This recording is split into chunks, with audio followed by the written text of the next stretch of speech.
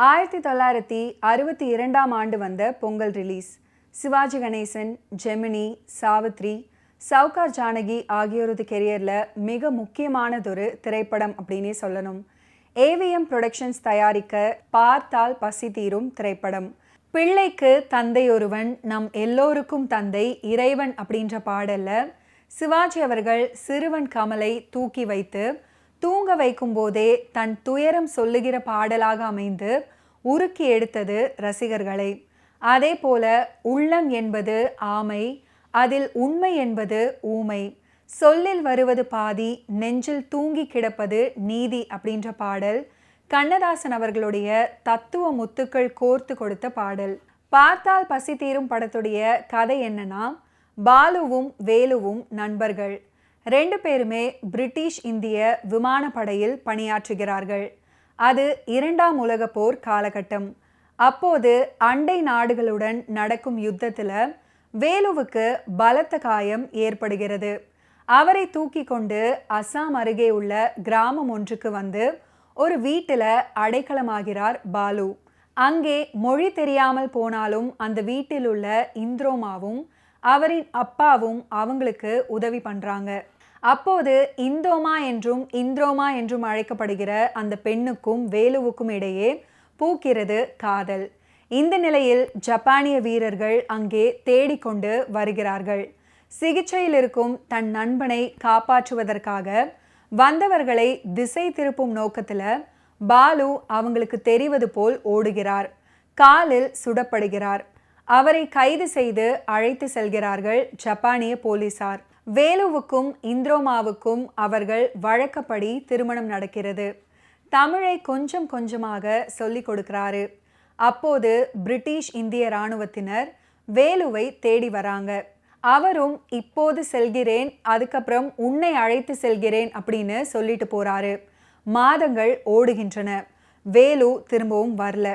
போரில் இந்த கிராமம் குண்டு வைத்து தகர்க்கப்படுகிறது. இந்திரோமாவுக்கு ஆண் குழந்தை பிறக்கிறது. ஆனால் இந்த விபத்துல பார்வையை இழக்கிறாங்க இந்திரோமா. அந்த கிராமத்தை விட்டு எங்கோ சென்று விடுகிறார்கள். இப்போது வேலு திரும்பவும் அந்த கிராமத்துக்கு வந்து பார்க்குறாரு. அந்த குடிசையே தரைமட்டமாகி கிடக்கிறது. துக்கித்து போனவன் தன் தாய் மாமாவிடம் சென்னைக்கு வந்து சேர்றாரு.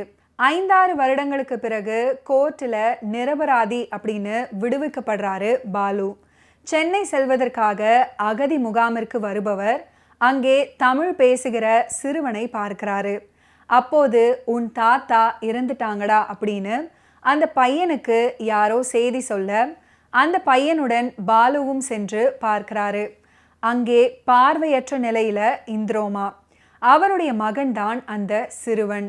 அப்பாவை இழந்து ஆதரவின்றி இருக்கும் இந்திரோமாவையும் அவளுடைய மகனையும் அழைத்து கொண்டு சென்னைக்கு வர்றாரு பாலு. நண்பன் வேலுவுக்கும் இவருக்கும் திருமணமான விஷயமும் அவர்களின் மகன்தான் இவன் அப்படின்ற விஷயமும் தெரிய வருகிறது. அப்பாவின் நண்பனான பாலுவை அந்த சிறுவன் அப்பா அப்படின்னே கூப்பிடுறாரு.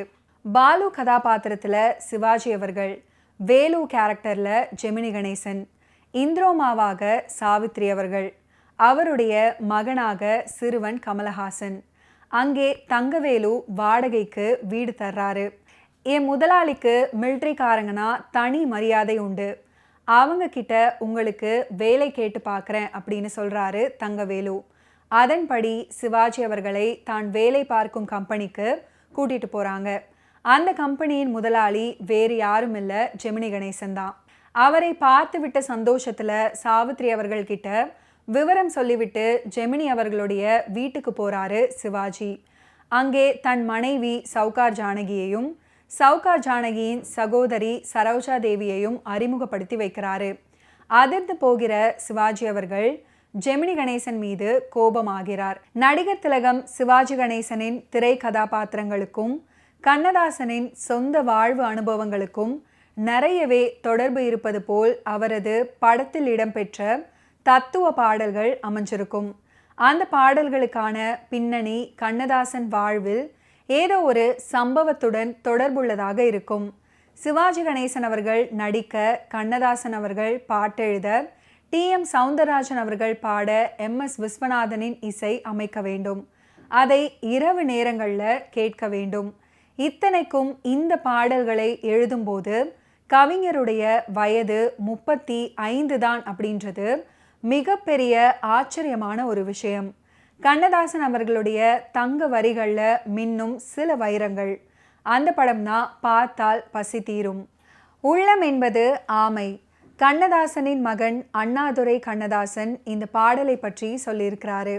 அப்பா எழுதும் பாடல் வரிகளை படத்தின் இயக்குனருக்கோ எழுத்தாளருக்கோ கதாநாயகனுக்கோ பிடிக்கவில்லை அப்படின்னா சலிக்காமல் பாடல் வரிகளை அப்பா மாற்றி எழுதி தருவார்.